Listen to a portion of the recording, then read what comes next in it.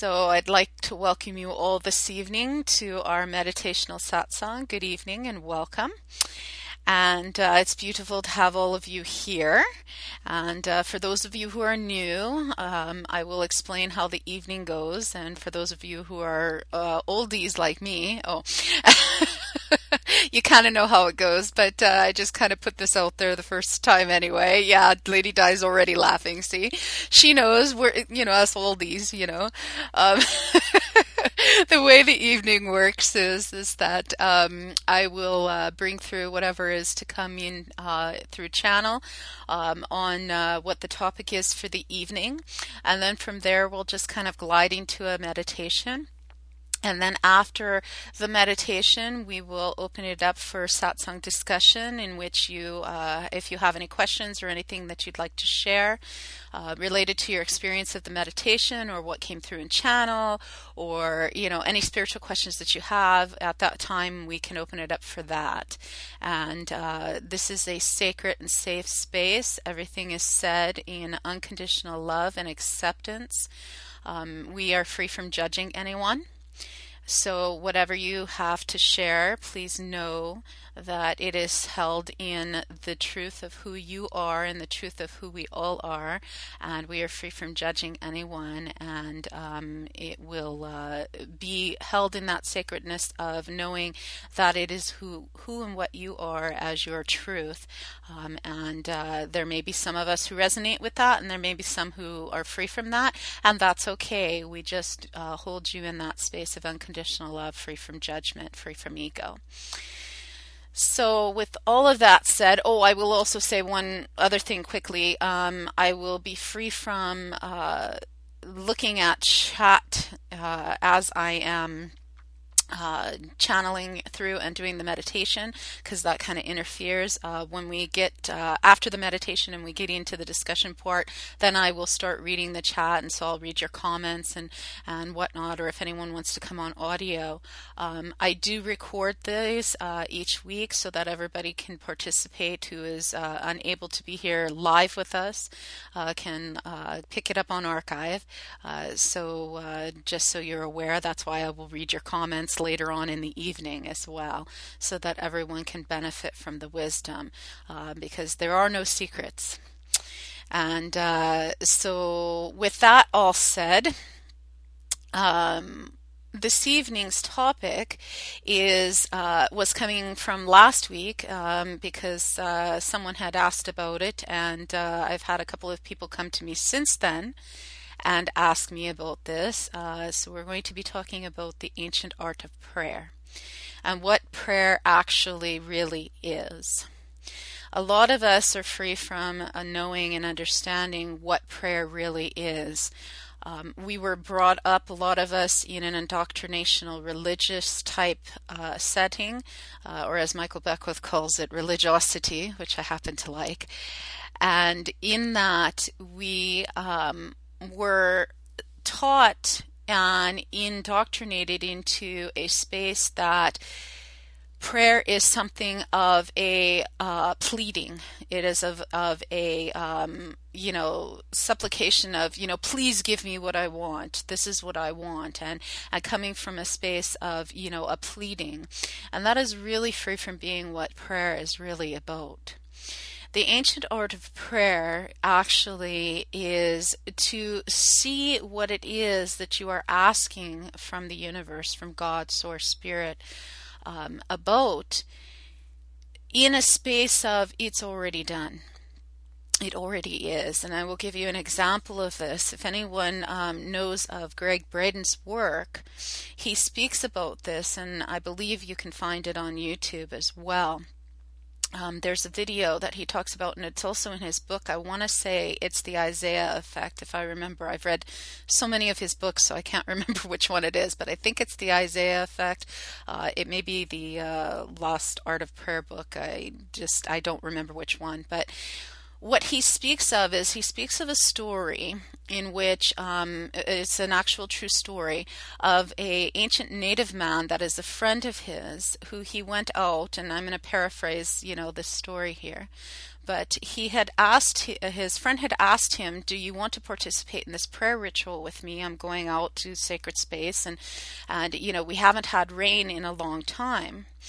And so, of course, Greg was, like, wow, yes, I totally, ancient ceremony, of course, I would love to. I'd be honored to. So they went out to this sacred space of land, and he was expecting this to be some sort of pomp and circumstance of a ritual, and ceremony and whatnot.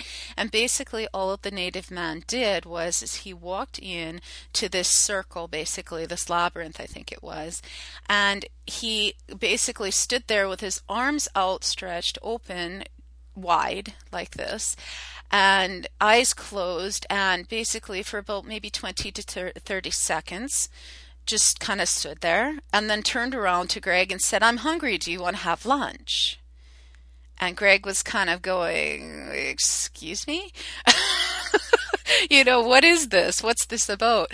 And the way that the native gentleman explained it to him was this. It was in essence what he did was is in those moments of standing there with his arms outstretched, like in a yes type mode, he said what he was visualizing was how beautiful it felt to feel the water beneath his toes and the ground being saturated with this water of the rains coming down from the heavens, and how it felt to walk in this. Okay. And then he would see all the villagers happy as the rains were coming down and the joy on their faces, and being in thanksgiving for and gratitude and appreciation for this, in this space of it's already done. He saw it from the end. He saw it already is. And he thanked the universe, and that was that.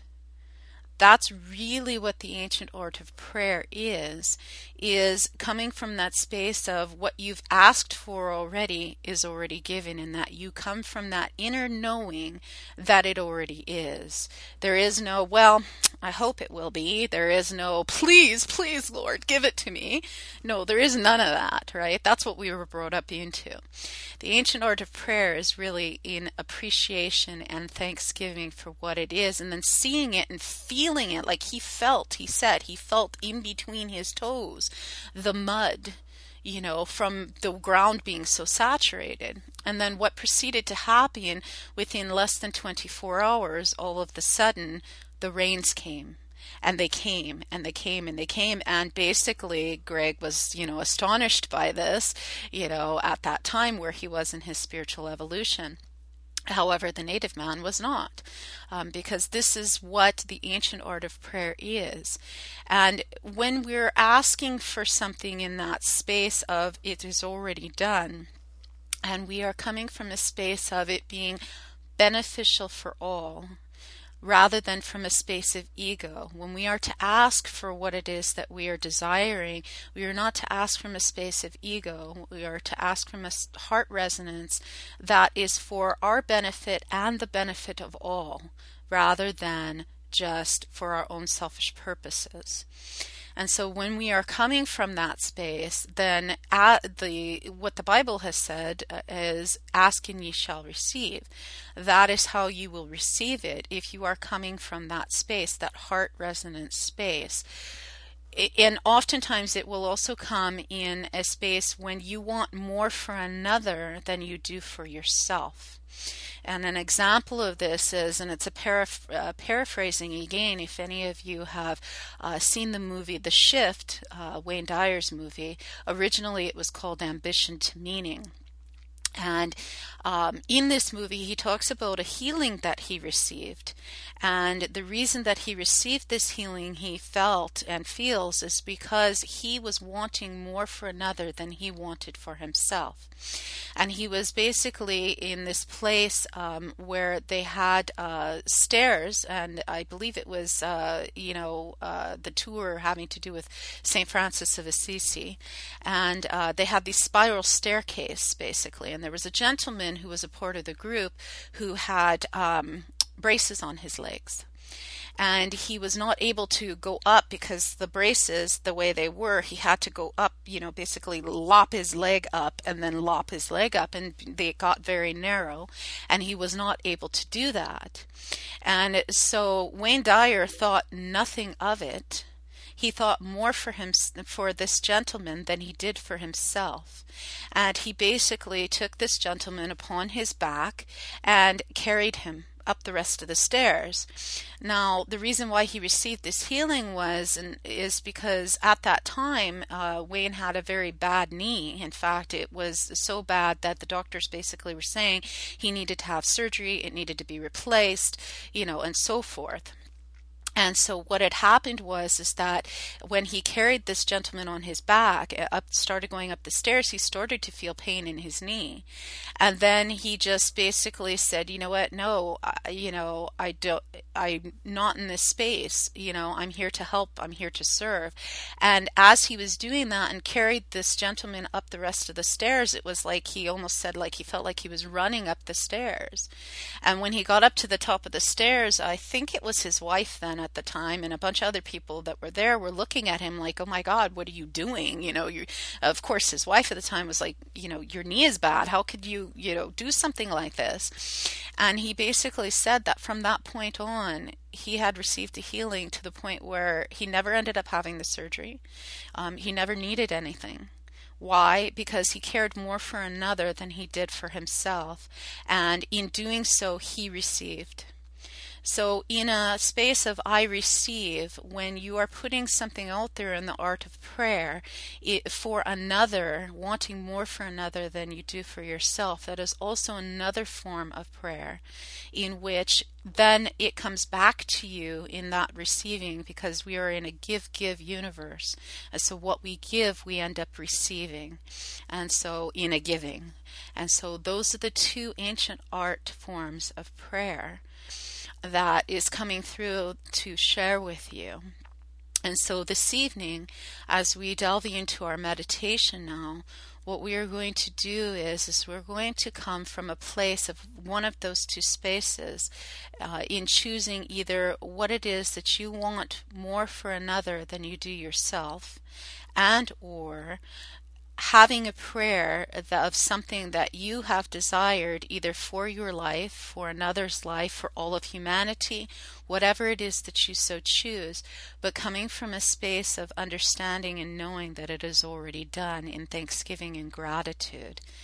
And then watch how fast it manifests in your life. So, with that said, I invite all of you to simply just take a deep breath right now and just release any cares and worries of the day that you've had, and just get into a space where you feel comfortable and ready to receive and ready to give in that infinite circle of give. And now simply just close your eyes and step into a moment of relaxation. Just continuing to deep breathe. And as you breathe in, you're going to breathe in peace and love and allow it to overfill you. Just relaxing all of the muscles with each breath in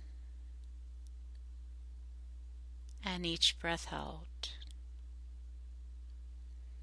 Feeling the muscles and the nerves and your whole body just come into a space of pure relaxation. Starting to feel your shoulders relax, like they're sinking deep into the earth.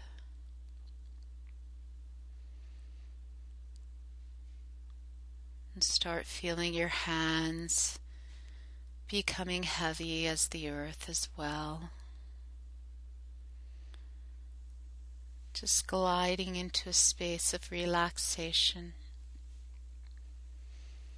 With each breath, breathing in the love of the earth and of the cosmos and of who you are.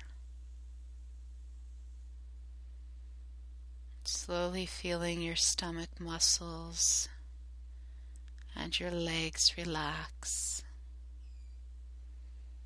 And as you feel more and more relaxed, you find yourself in that space of just a peacefulness, a softness, a gentleness.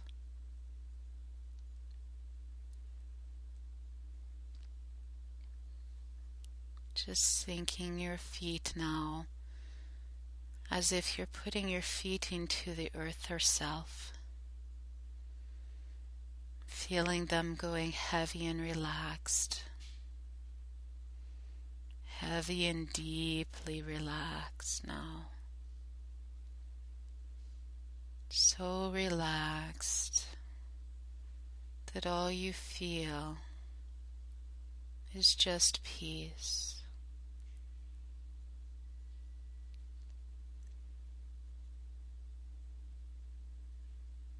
Just peacefulness and calmness.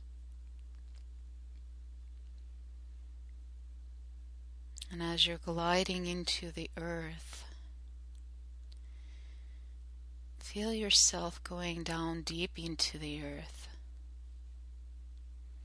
as if you're melting into the earth's core. Just feel how beautiful that feels. Like you are delving in deep into the center of your being as you delve into the deepness of the centredness of the being of Mother Earth, Princess Gaia, as she breathes life into you.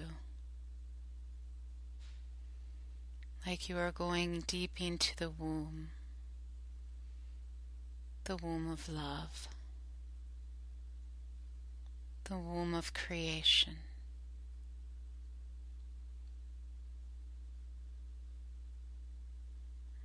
And as you're in this peaceful centerness of this womb, the womb appears to be dark, but yet there is a spark there of light.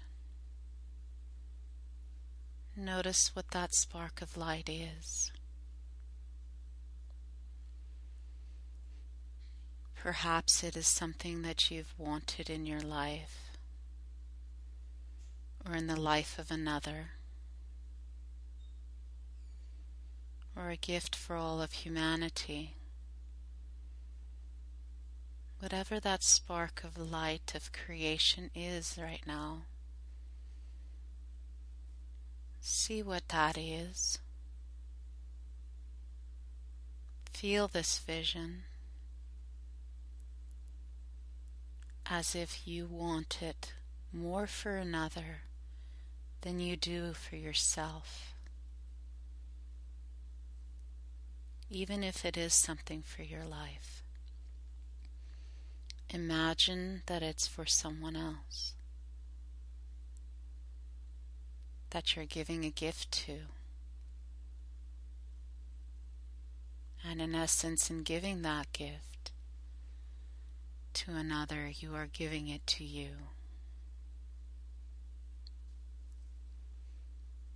See this spark of light within the womb of creation within you.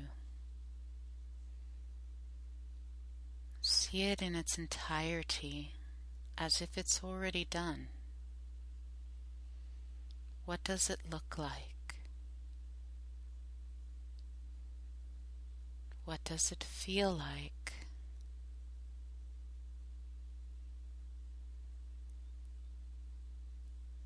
Really step into that space of feeling what it feels like for that spark of creation, that prayer that it is already done.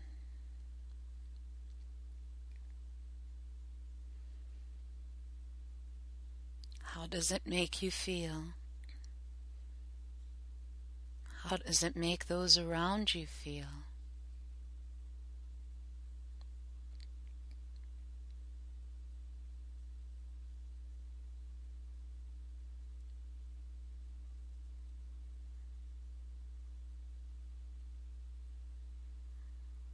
See this spark of light, of this creation, the beauty it is.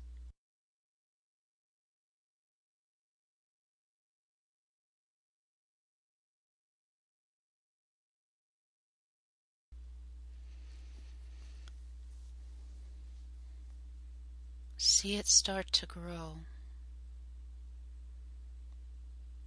as a baby grows. See this as your baby.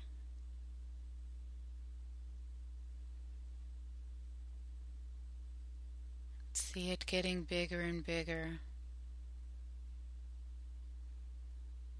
and how pregnant with this vision that you are. See yourself glowing in this, in appreciation.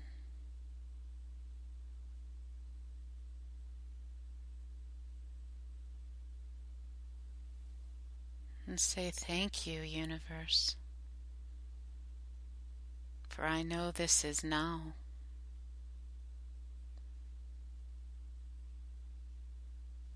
This vision is now.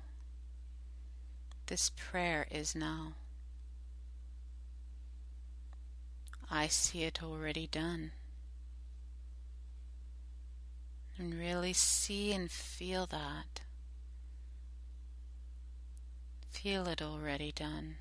Be it already done.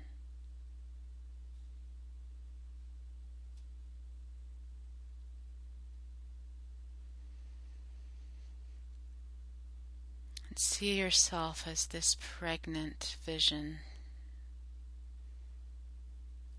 See yourself standing there pregnant,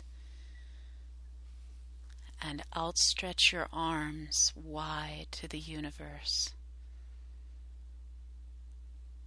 and say, yes, yes, I receive. Thank you, universe. With arms open wide, with my heart fully open, in this moment, I receive. Thank you. Thank you. Thank you. Yes.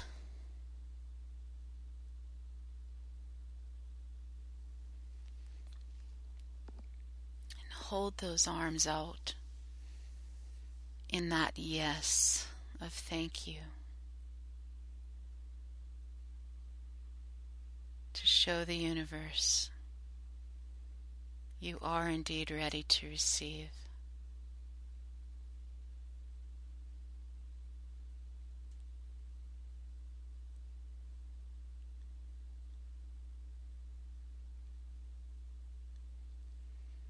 And take that baby now, that spark of light of your vision. Place it in the womb of Mother Earth,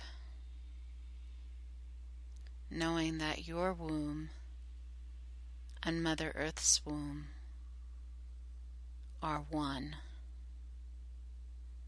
That you carry this within your womb as she carries it within hers.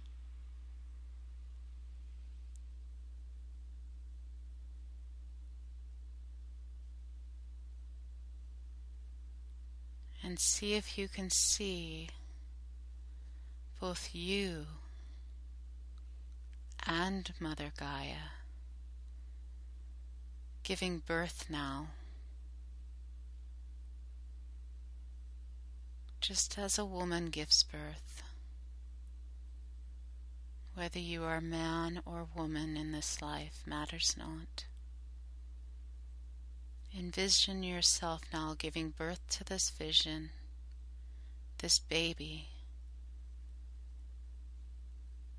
this prayer.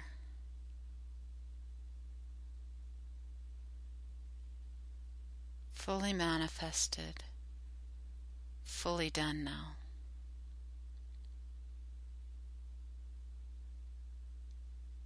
And really feel the celebration of what it feels like for it to be done.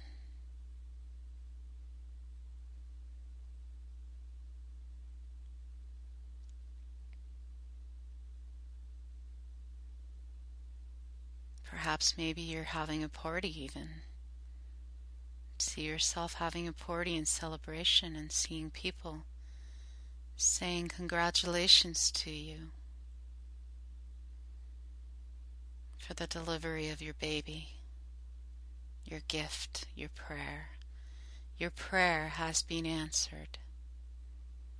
It is done.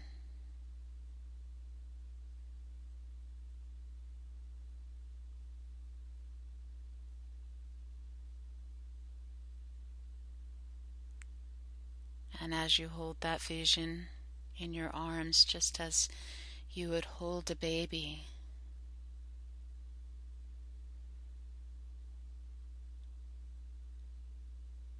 just knowing that our babies are not ours, they are gifts from the universe. Take that baby now and release it into the light, knowing it is already and always with you.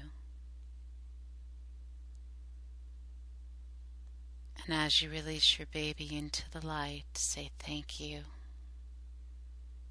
Thank you. Thank you. I release and I let go, knowing it is already done. So be it.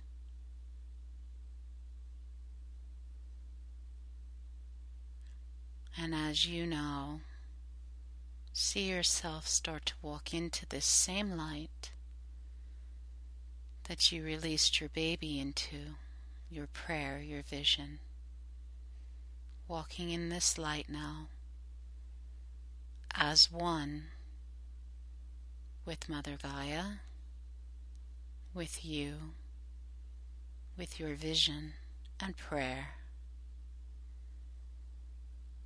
See yourself walk into this light and be bathed with this light in a love shower. See this light just showering over you and bathing you with such love, such peacefulness. And see this light now start to fill your feet and start to light up your feet and awaken your feet. Start feeling your feet more here. And see the light starting to fill your arms and legs and your whole being as you start to feel more and more here, filled with this light. And then you start to feel yourself more here in the room, breathing in this light, allowing it to awaken you, enlighten you, feeling yourself more and more here, back in the room with us, and taking yourself a deep breath.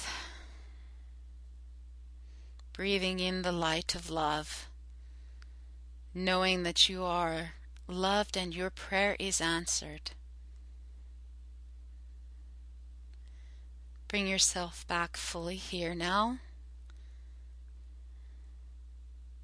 and know you are loved and are love. And so it is.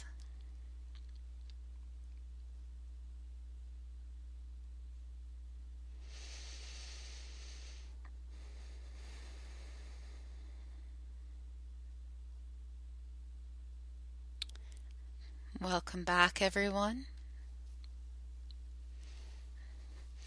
The light of love is balancing us and bringing us back here to this moment of being physically awake.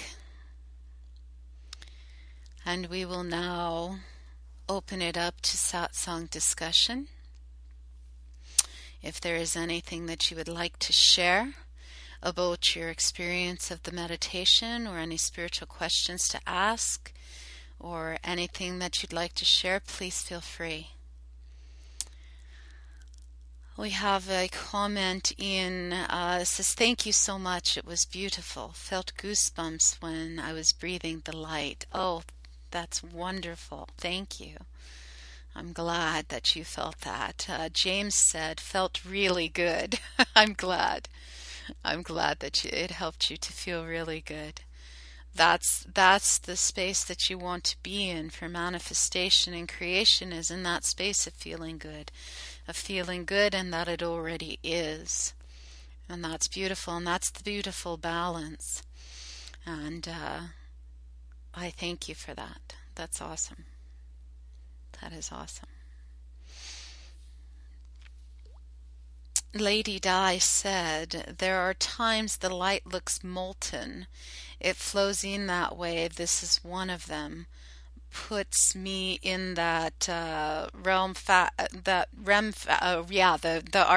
yes, like we talked about, REM, yes, REM, rapid eye movement is what REM stands for anyone who does not know, but it's that lucid dreaming space, basically, which is what meditation provides, or if you're sleeping, we have that basically about every hour to hour and a half in our sleep pattern cycles. For some people it's 2 hours.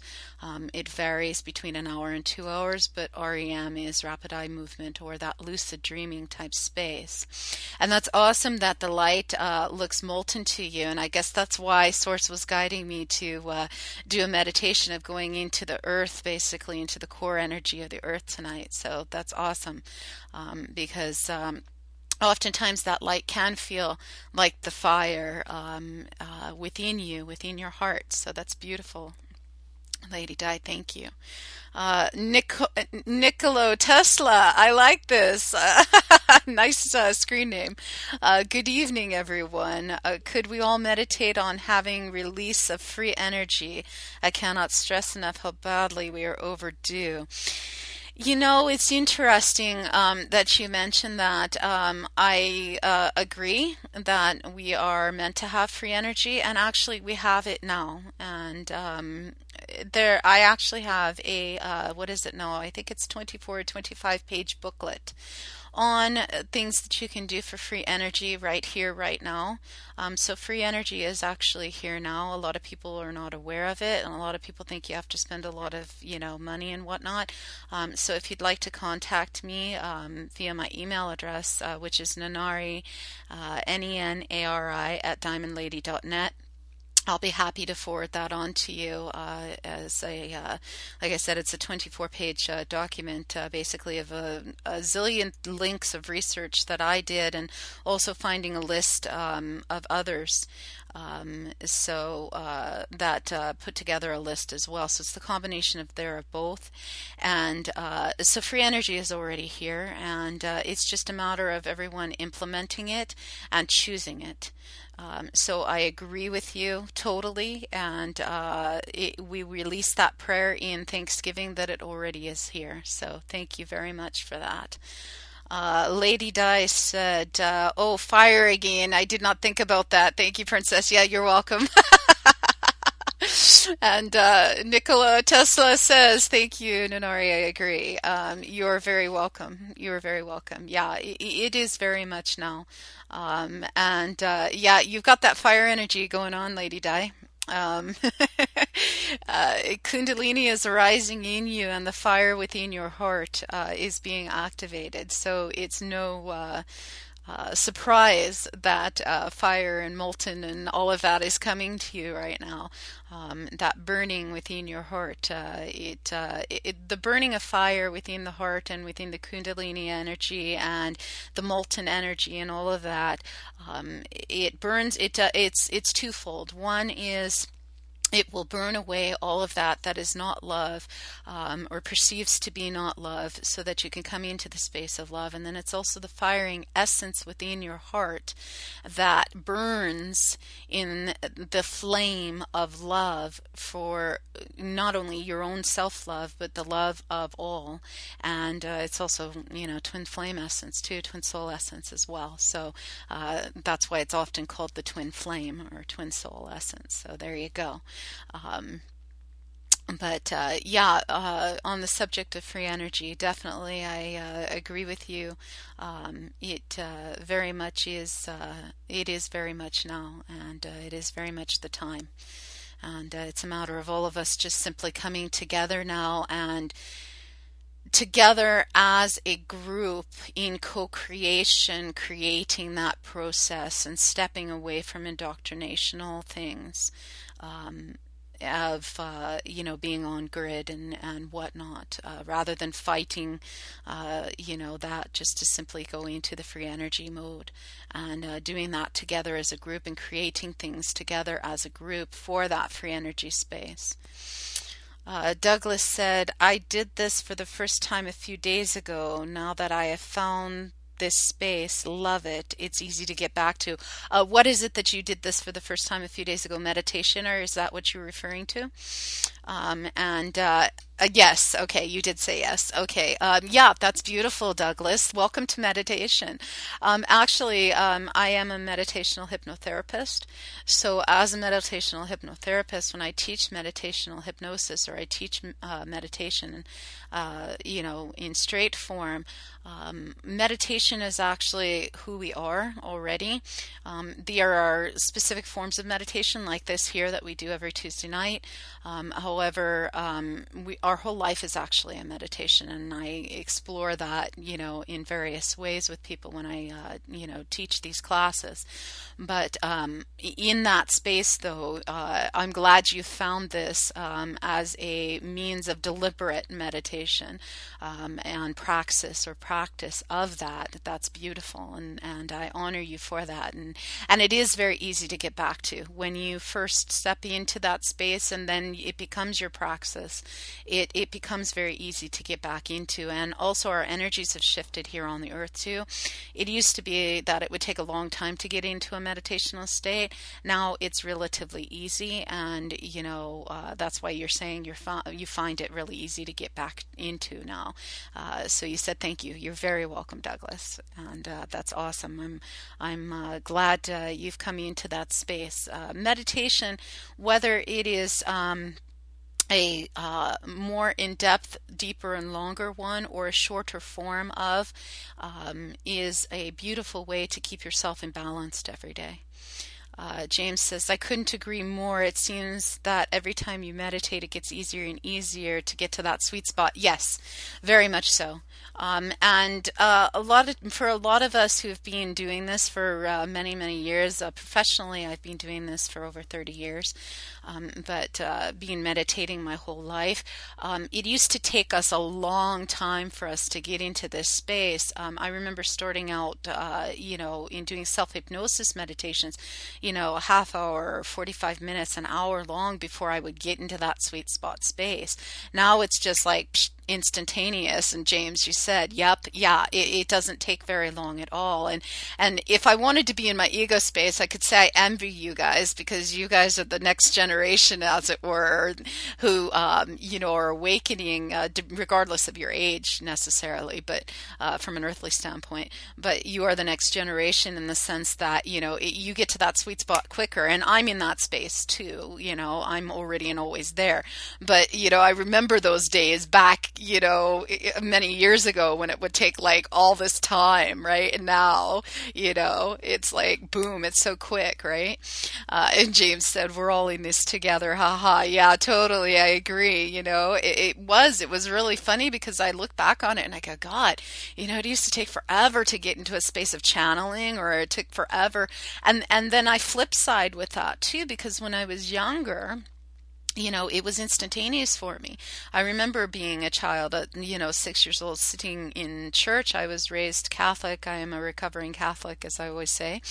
And, I remember sitting in church, zoning out the priest, and I was immediately in meditation, and I'd see auras, and I'd see, loved ones crossed over, and I'd communicate with spirits, and I would just immediately be in this space of meditation. But, as I grew older, of course, and getting more indoctrinated into automatic programmings and whatnot, then when I started to quote unquote officially get into meditation, it seemed to take forever to get into that space, right? And so I laugh at that and I go, wow, as a child, I was already there. So it's really kind of returning back to that childlike essence, basically, right? Lady Di said, me too. So easy, not so easy now, right? Yeah, that's what it is, really. It's the automatic programming that kept you in that, keeps you in that space. James said, exactly. My first few times my body would buzz a little, felt great, but now it actually gets more and more subtle. Yeah, totally. It's more of a relaxed state. Yeah. That's exactly what happens. It's like you start buzzing, right? Yeah. And then it just becomes more subtle. I agree. And Joshua said, same for me. Nikola Tesla says, Nenari, can you explain what dreams are? And are others having interesting dreams too? Yes, I can explain what dreams are. Dreams are, and I actually talk about this in my second book, about what dreams are. My second book is entitled Stepping into Spiritual Oneness, Spiritual Rememberings of the Soul Through Life Experience, and it's available. You can get it through me if you're interested. Also, it's on Amazon and stuff. It is written under my earthly name, which I do not really use anymore at all, but it's still out there in publication under my earthly name. However, dreams are nothing more than our physical body, the physical being, the physical vessel, resting or sleeping while we soul travel. Okay, our spirit, our soul travels, and we travel multidimensionally, and we can also travel here on this earth as well while we're, sleeping. Now, this is something that we do all the time, but particularly when we are physically, the physical body is sleeping, we will project ourselves into other dimensions, and the dreams, what we bring back is called dreams, are nothing more than those soul travels to other life experiences, what we call other lifetimes, other dimensions, parallel universes, and then we bring back that wisdom to earth here, basically, and we call it a dream. Now, as far as having interesting dreams, is anyone? I'm always having interesting dreams every moment. Joshua said, I can't remember my dreams as of late. I used to be able to. Now, there's a reason for that. You go through cycles.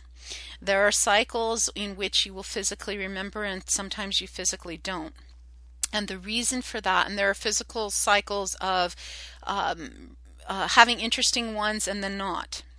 And the reason for that is that sometimes we are to just remember in our subconscious, in that space of our soul remembering rather than physically remembering. And then whenever the moment is physically, if it is, it will come forth in another way.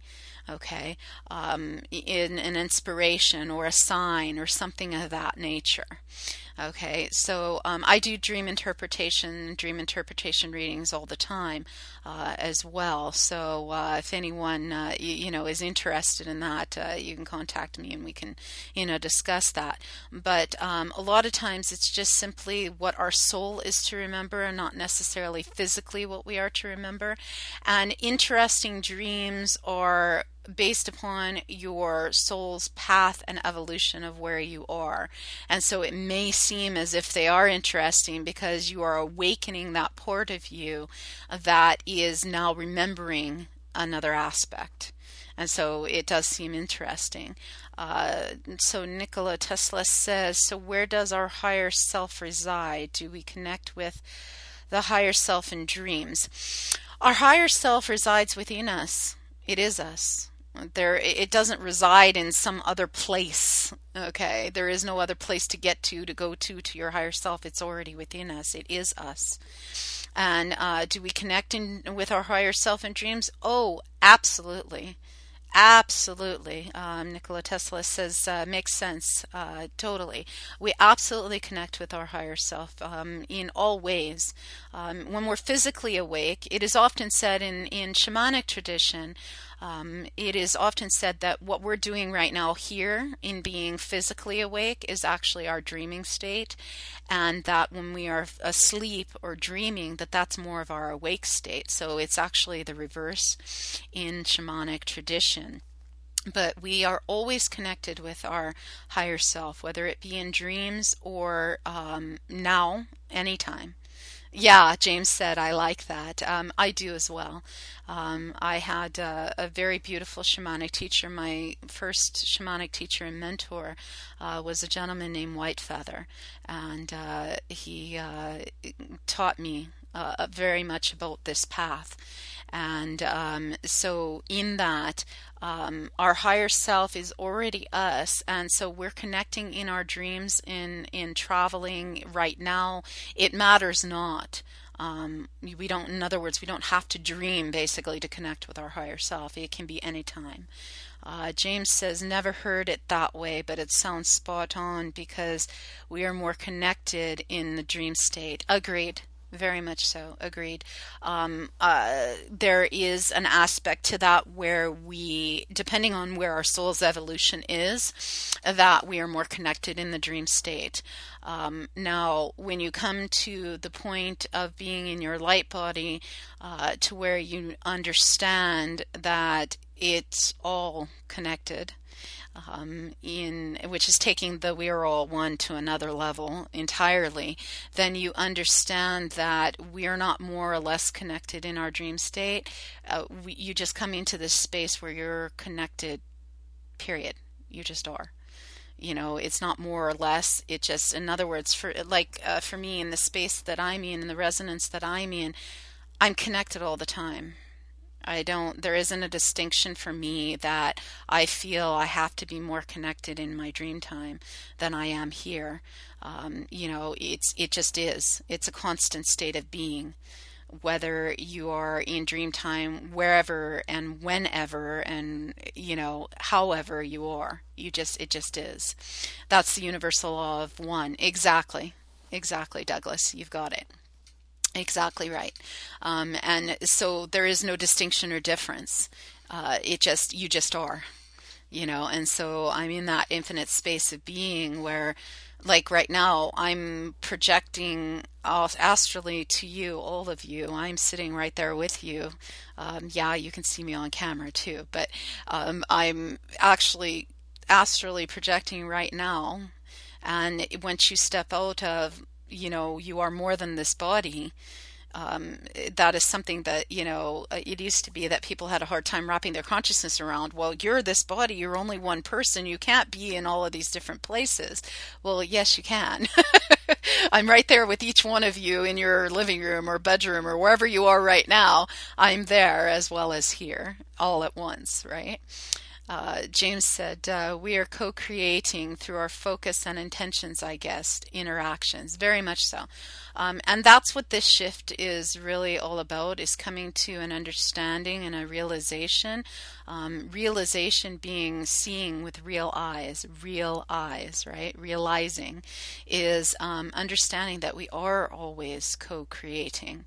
We are not on our own. We are not by ourselves. We are not alone in that sense. Alone means all one.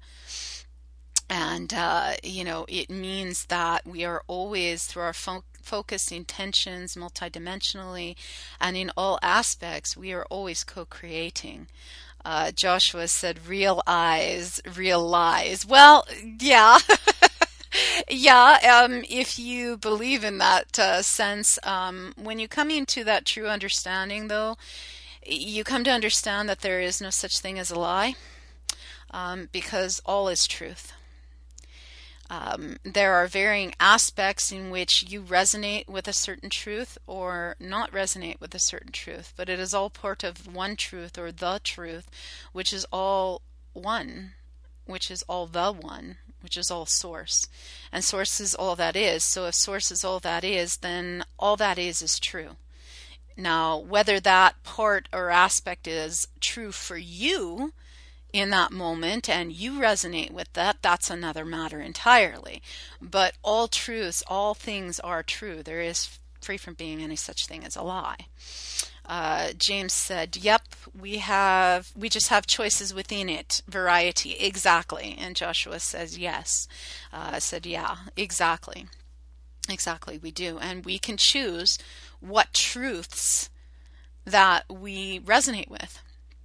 And if we are free from resonating with someone else's truth, then that's totally fine. They are free to have the truth that they resonate with, as well as you can have the truth that you resonate with, and that's okay. You know, we don't need to convert anyone to our truth and make them be, you know, the truth that we see. If they do, that's wonderful. If they don't, that's okay and just as wonderful. Nikola Tesla says that's why I tell people that we should not only attribute the good to God, but the evil as well. Well, in essence, when you come to the space of understanding, there really is no such thing as good or evil. It's all good. Basically, it all just is. Okay, in other words, it's not really good or bad. It just is. It's just experience. Okay, it's what we place as a judgment on it, or a discernment on it, or an observation on it that creates that aspect of what we call as good, evil, or good, bad, right, wrong, whatnot. However, all it is really is just experience. James says, all perspectives are equally valid. I agree. Just like it's 3 a.m. somewhere right now and 5 p.m. somewhere right now. Exactly. You got it. That's right. Exactly. And that doesn't mean that being that it's 3 a.m. somewhere right now, that it's not 5 p.m. somewhere. It's both and, right? We live in a both and universe, not an either or.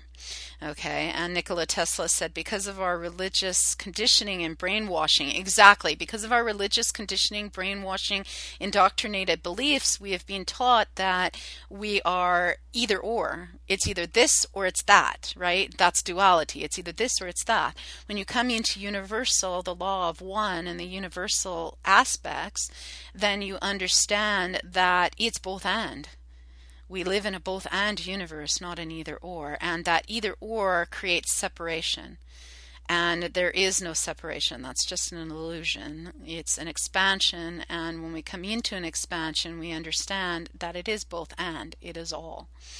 And James said, yep. Douglas said, duality, two aspects of the same thing. Exactly. And Joshua said, nailed it. Yeah, exactly. Totally. Right, exactly. Nikola Tesla says they rule us with division and fear. Yes. Now, see, that's a good aspect. It was an experiment.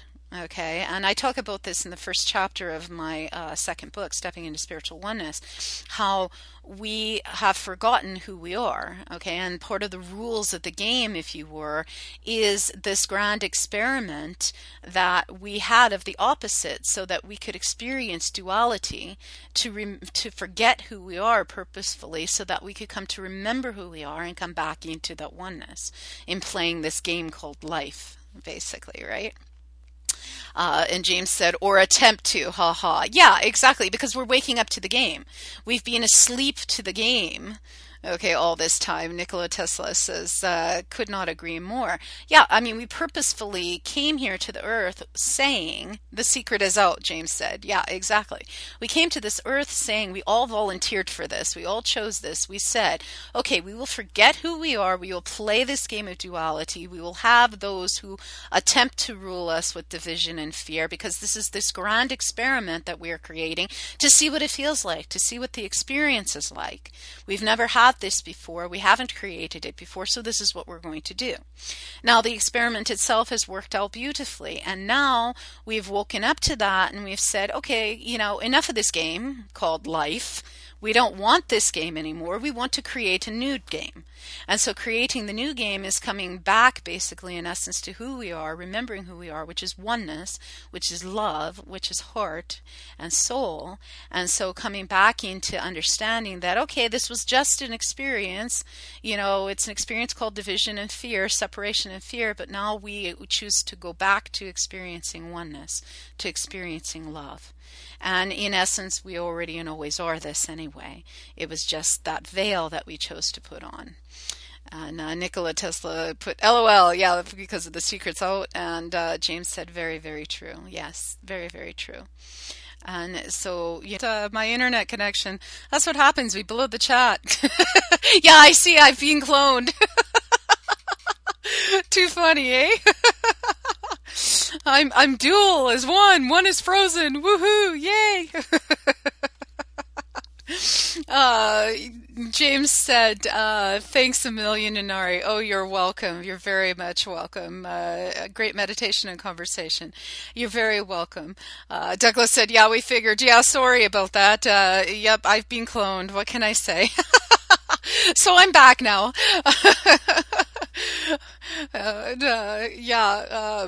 Just totally back. And sorry about that. But Nicholas said you are in deep meditation in the other picture. Yeah, cool. I can't even see the other picture. It's not even coming up for me. So it's okay. It's all good. LMAO, exactly. Laughing my ass off too. Love. Thank you. Yeah, sorry about that. Internet just went. So what can I say? It happens. Yeah, totally, James. Exactly. It happens. It totally does. It's funny because I used to actually do this in chat before, when Yahoo first started, and we used to blow the chat all the time. So I totally know. It's part of the experience. Exactly, James. You got it. So that being said, is there anything else that I missed, or is anything else that anybody wanted to share or talk about or anything before we conclude for the evening? We can go ahead and do that. And Douglas said, one person asked if dreaming is quantum leaping. Yeah, it's another term for it. There's different terms out there for it. Quantum leaping is another name for it. And actually that term, I feel, came from, there was actually a show out there back in the 80s called Quantum Leap. Don't know if you remember that show, but it was very popular. So define quantum. Quantum is basically, and James said, we go to a different density of reality, right, so to speak. Yeah, it is. I wouldn't say it's a density, but quantum basically means, and the density of reality that you're talking about, it's not really a higher frequency, it's just another frequency. And yet it's another frequency all at once. And I'll give you the analogy of a radio station, but expand that out. A lot of us, another band, yeah, basically you could say in the radio station, you go to another frequency or another band on the radio station, right? Another band frequency. However, there's something more to that. And James said sweet, exactly. Yeah, that's why I give you the analogy of the radio station, because it's like you're tuning into another one, but here's something else that's going to kind of blow your mind though. See, if you think about a radio, okay, what happens is, okay, let's say you turn the dial to 980 AM or something, right? You're hearing what's on 980 AM. Okay, now there's a zillion other stations going on, right? But because you're not tuned into that dial, you don't necessarily hear that. But what quantum is you actually are hearing all of those stations all at once. Okay, instead of being focused on one, being earthly is being focused on one station. Being quantum or multidimensional is you're able to access and hear and experience all of the radio stations. Okay, so it's a completely different set of circumstances, right? And Joshua said, "All right, I get that concept. It occupies the same airwaves." Yeah, exactly. It does. It does. And so what is occurring then, in essence, is you're actually experiencing all of them. James says, I always have a bleed through of that in my sleep state, at least for a little while, and sometimes in meditation. Yeah, exactly. That's exactly what it is. And that's what the bleed through is. The bleed through is actually you experiencing more than one radio station at one time, okay, and being able to then distinguish. Okay, this is coming from this radio station and this coming from that. That's an earthly perspective, right? Guest 1252135 says quantum is also timeless too, isn't it? Yes, it is. It is in that time beyond time, basically. It's timeless. Totally. Totally. Well, hello, Fred. Is that Fred? Is that Fred, like as in my friend Fred? Hello, beautiful. Good to have you on here tonight, love. And yeah, it is. It is timeless. It totally is timeless. It's good to see you on here. I've missed seeing you. I just got a message while we've been on here from Lani, so I'll let you know when we're meeting. I assume her messaging me means that we will be getting together. Very soon. So there you go. I'll have to read her message later when I get off here, but I just got a message from her. So hopefully it means we have a time set or a date set for us to all get together in our satsang. Joshua said, is that having to do with dark matter or the void? It encompasses dark matter and the void. It's all of it. Because what the void really is not just dark matter. It's all that is. The void is actually all that is. Okay, it's the everythingness and the nothingness or nothingness all at once. That's what the void really is. The void, people often tend to think that the void is the nothingness. Well, it's everything and nothing or nothing at once. James said, I'm glad you went into detail about that because I usually get a little frustrated with myself that bleed through happens because it's like I sat down to focus, meditate, but I am not doing it. You are doing it. Okay. Be free from feeling frustrated. Exactly. Yep. Okay. So yeah, that's why you're glad I explained it and went into detail about it. Yeah. See, a lot of people don't understand that and a lot of people don't know about that. And so now you do know because yeah, when bleed through happens, that's actually a good thing.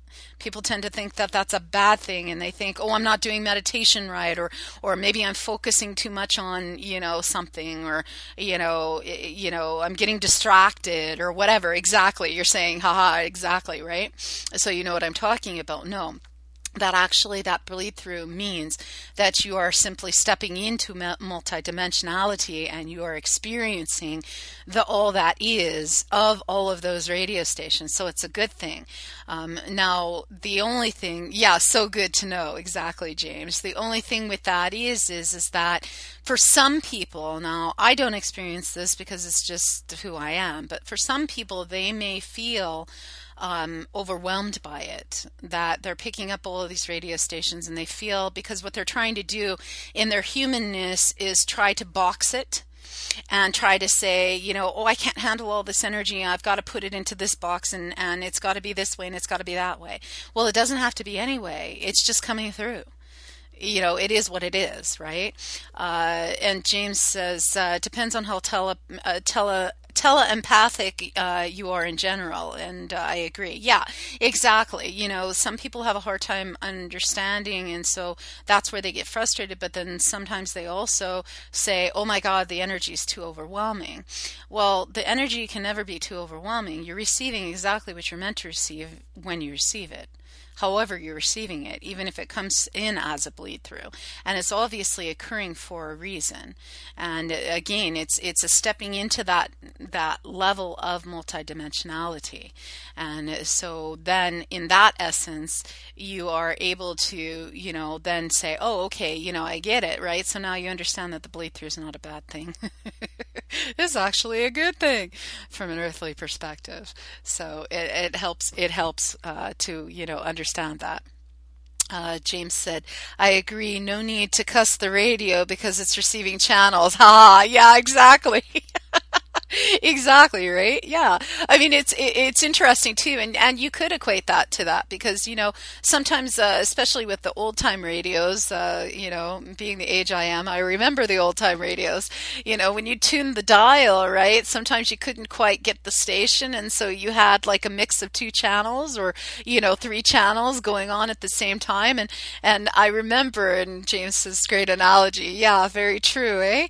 I remember as a child how my mom used to get frustrated, right? She'd be like, God bless it, I can't get the station in clear.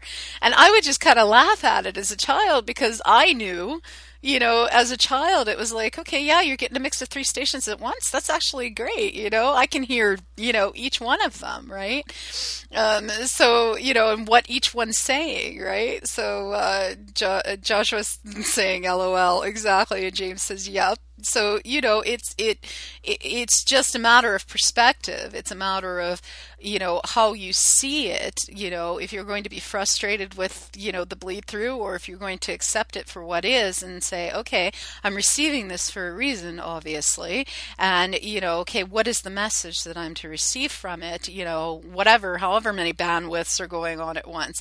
I mean, for me, in my awake time as well, awake here physically on this earth, and, also my sleep time, I have multiple channels going on at once. And I've never been frustrated by it at all. I just, see it for what is. And it's like, okay, I'm getting this, and this is the message that I'm receiving from this, and this one, and this one, and this one. And you take it and you just kind of piece it all together. And what is it that you're meant to utilize it for here on this earth? Because obviously, when you're receiving that all at once like that, you're receiving it for a reason, and it's for, in some form or fashion, for you to utilize that wisdom. Just like our dreams, our soul channel, our soul traveled dreams, we bring back here for a reason, for us to utilize that wisdom, that knowledge, that essence in some form or fashion here on this earth for our life experience, and to somehow benefit, not only our life experience and us, but everyone. So we're to take that wisdom, and share it. And that's why I said at the beginning of Satsang, there are no secrets. Again, this is a sacred and safe space for us to share what we all feel in unconditional love. It's held and, free from ego and, free from judgment. At the same moment, there are no secrets. And yes, this will be broadcast, on YouTube later on. And then anybody else who will, hear it, there are no secrets. And the reason there are no secrets is because we are telepathic beings, first language anyway. And so, hey, my other channel left the room. So, there are no secrets. So what we're saying physically, here in speech or in typing and whatever, we are actually talking more telepathically between us than we ever are talking in written form or in spoken form. And so as a result, what really in essence is occurring is, there is no secrets. There is nothing hidden. Okay, everybody knows everything about you. They may not know the specifics of a situation per se, but they can already pick it up in your energy and your vibration and the essence of who you are. And so nothing is really ever hidden. So we have this thing where we want to be, secret. And in fact, I was mentoring someone last night who had contacted me. I believe she was from Ontario, and she was writing to me off of LinkedIn last night and said something about how she felt really connected with me in this secretive moment. And I wrote back to her and I said, no, I said, there are no secrets. There is nothing hidden. Now we feel this deep connection between us in this moment in a sense of intimacy. Intimacy is different than secretive moments. There are no secrets. Being intimate with someone, whether it's romantic intimacy or other form of intimacy, like this woman and I were sharing last evening, in a intimate connection spiritually on, being in that same resonance of what we were sharing in that oneness, intimacy it can be between, two people or more people. And in that's, a beautiful and sacred thing in that moment, but it's never secret because there is no secrets. There are no secrets. So, Nikola Tesla, glad to see you're back in the room. I wasn't the only one who lost internet, eh? It's okay, it happens that way. But it is all these different radio stations that we're picking up on. Nikola Tesla says, "Mother called." Ah, I understand. Can't ignore mother. Yes, this is true. When mother calls, we must listen. Yes, nature calls, we must listen. She knows where I live. Oh, yeah. Okay, well, there you go, right? When Mother Nature or Mother calls, you must listen. Exactly. I understand that totally. Makes sense. Indeed. So, that being said, is there anything else that anybody else would like to share this evening or ask or anything of that nature? Before we close the evening out, James says, "Thanks again. You're very welcome, love. You are very welcome. It's an honor and pleasure to do this. I enjoy this very much, and in being in this sacred space with you all, in this space of intimacy and love." And Douglas says, "Thank you. Love you guys. Love you too, Douglas, and thank you for joining us." Nikola Tesla says, "Yes, thank you, Nenari. I have a billion questions, but I hate to articulate." Well, James said, "Same. I will tell you this. You can ask telepathically and you will receive the answer from me or from me through source or through source. Or if you have any other questions, physically that you'd like to ask, you can always shoot me an email.